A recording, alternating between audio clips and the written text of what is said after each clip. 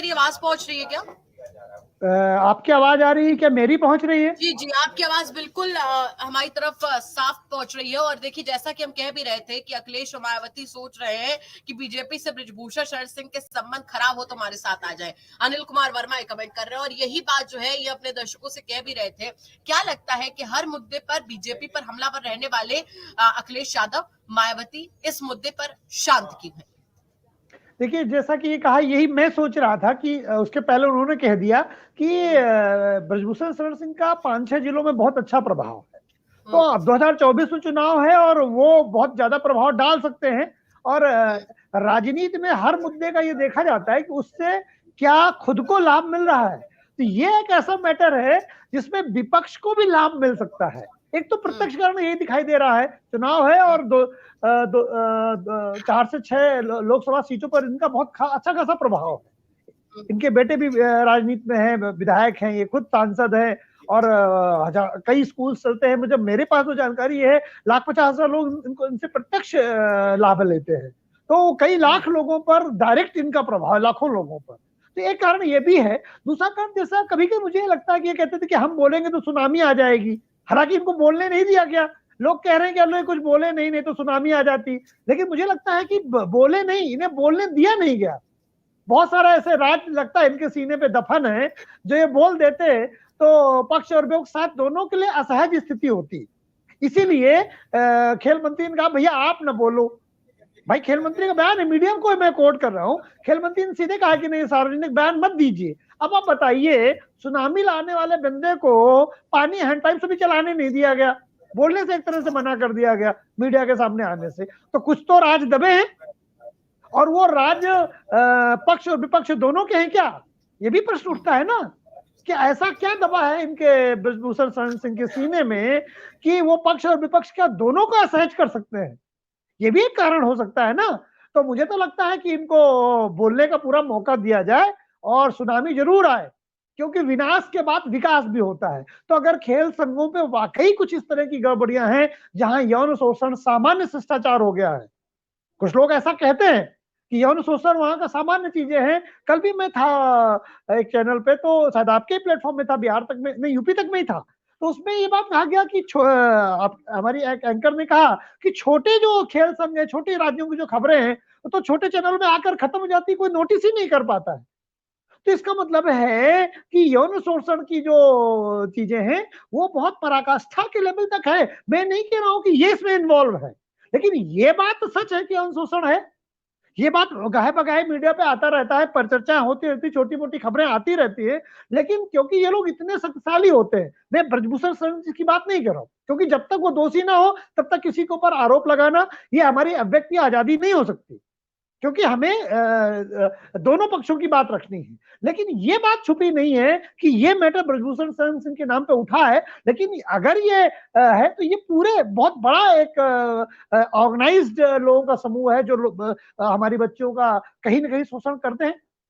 तो उस बात को सरकार के पास ये मौका है कि अब पूरी सफाई कर दे और खेल संघों को राजनीति से मुक्त करे। ये बताइए, खेल संघ में जितने लोग जैसे बृजभूषण शरण सिंह भी हैं, ये अध्यक्ष बन के खेल का क्या भला करेंगे? क्या आता है खेलों के बारे में? या ये केवल ये नहीं है, पिछले 75 सालों में लगभग हर जगह पर यही स्थिति है कि खेल संघों में राजनीतिक व्यक्ति बैठाला जाता है। राजनीतिक व्यक्ति क्या सलाह देगा, क्या भला करेगा? अब इसका एक लॉजिक हमारे भाई ने एक बार दिया था कि प्रधानमंत्री भी ऐसे तो एक्सपर्ट नहीं होते, तो उनको प्रधानमंत्री क्यों बना दिया जाए। मुझे ये लॉजिक समझ में नहीं आया। खेल नॉन पॉलिटिकल संस्था है। लेकिन यहाँ पर सवाल ये कि अखिलेश मायावती इस पर चुप क्यों है, सवाल यहाँ पर यही बड़ा खड़ा हो रहा है। नहीं भाई, हमने दोनों का जवाब दे दिया। एक तो राजनीतिक लाभ, दूसरा क्या, जो सुनामी आने वाली है वो सुनामी विपक्ष तक जाएगी क्या? तो चुप रहो। नहीं, ऐसा ना बृजभूषण शरण जी ऐसा कुछ बोल दें कि विपक्ष के नेता भी परेशान हो जाएं।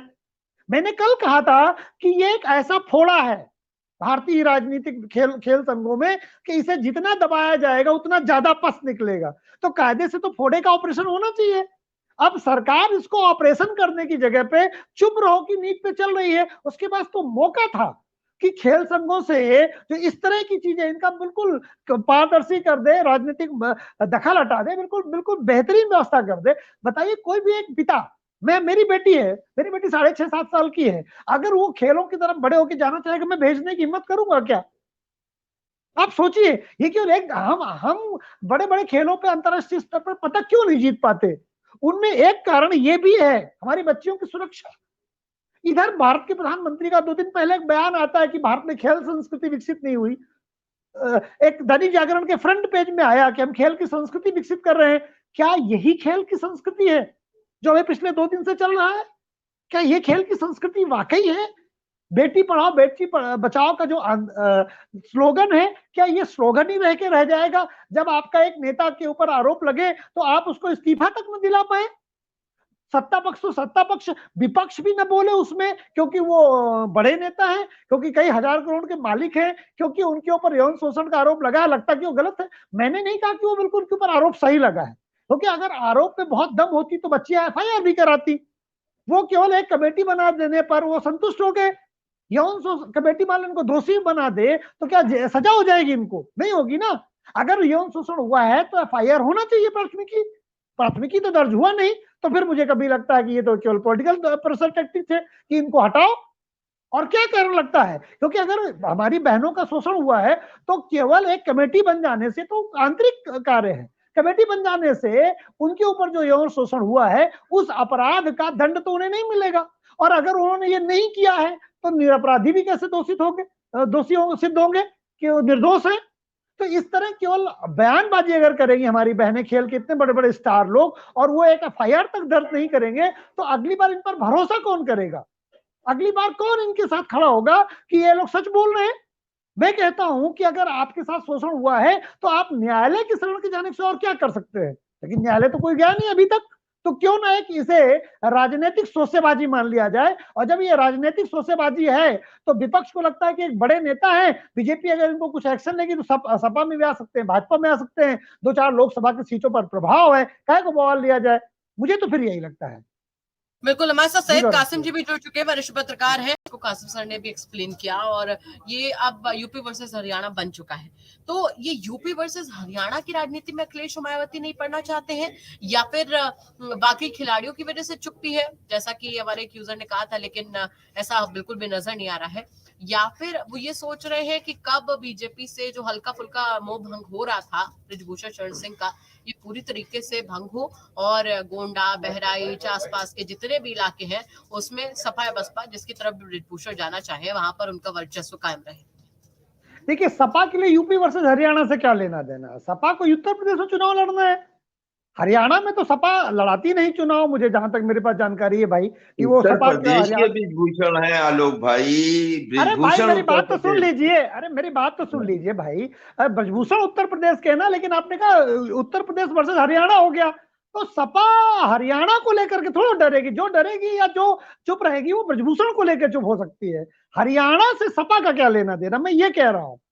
हरियाणा वर्सेस अगर उत्तर प्रदेश होता, इस वजह से सपा कुछ भी बोले वो नहीं, ब्रजभूषण जी शरण सिंह की वजह से बोल सकती है कि भाई हम इनको बोलेंगे तो ये अगर कभी सपा में। सर मुझे बोल लेने दीजिए ना पहले। कारण जो मुझे समझ में आता है कि ये पूरे जो राजनीतिक दल है, मैं फिर कहता हूं कि जितना मैं खेल संघों को जानता हूं, इसमें जो यौन शोषण के आरोप नए नहीं है। यौन शोषण में संभवतः बहुत बड़े बड़े लोग भी हो सकते हैं, इसलिए भी उनको चुप कराया गया है कि यौन शोषण का मैटर अगर आगे बढ़ता है तो संभवतः पक्ष और विपक्ष के लोग बड़े फंस सकते हैं। ये आज की नहीं, दशकों से समस्या है यौन शोषण की, और सरकार के पास ये मौका था कि इस मामले को दबाने की जगह पर वो इसकी तह तक जाती। एक कमेटी बना देने से आपको लगता है इन कमेटियों का क्या हश्र होता है? कितनी कमेटी बन चुकी है इस देश में, उन कमेटियों का क्या हश्र होता है सब जानते हैं।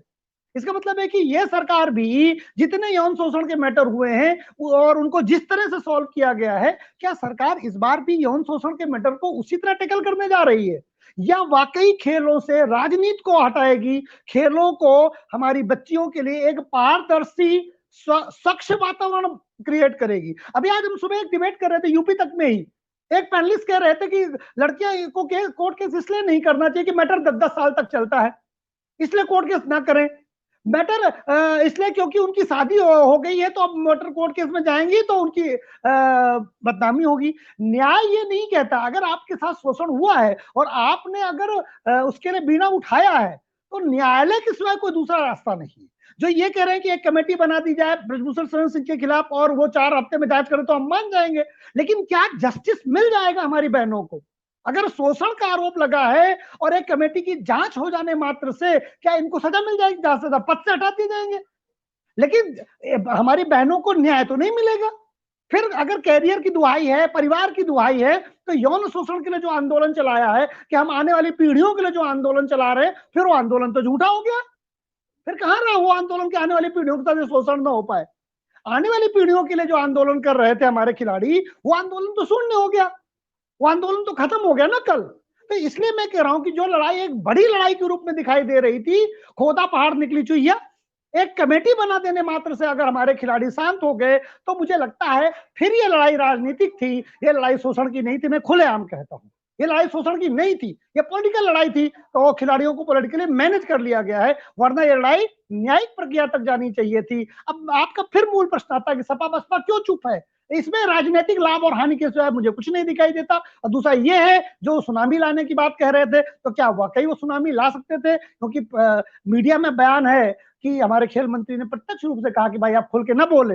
अब वो खुल के क्या बोलते? वो खिलाड़ियों के कैरियर के लिए सुनामी लाते, या राजनेताओं के हमारे या बड़े बड़े ब्यूरोक्रेट्स या उनके जीवन में सुनामी आता? ये तो ब्रजभूषण शरण सिंह जी स्वयं बताएंगे। उनको बोलने से रोका गया, प्रत्यक्ष रोका गया। तो इसलिए इसमें मुझे लगता है कि चीजें उतनी साधारण नहीं है, बहुत गहराई तक है। हो सके तो सरकार उन गहराइयों तक जाए, उन समस्याओं को सॉल्व करे, जिससे कि खेल संस्कृति जो भारत में नहीं पनप पाई अभी तक, उसमें हमारी बहनों का यौन शोषण भी शामिल है। ये बहुत गंभीर मुद्दा है। इसे सरकार अगर गहराई से सॉल्व करे, तो ये एक इतना बढ़िया मौका है कि सरकार खेलों को ज्यादा पारदर्शी, ज्यादा स्वच्छ माहौल क्रिएट कर सकती है। जी बिल्कुल, इस पर आपका कुछ कहना कासिम सर? आपका जरूर कमेंट लेना चाहेंगे।